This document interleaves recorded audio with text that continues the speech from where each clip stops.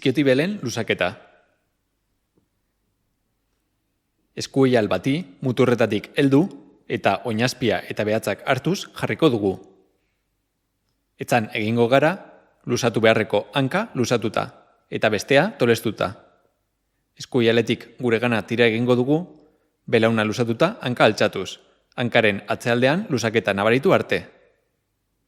Ez tolestu belauna igotzean.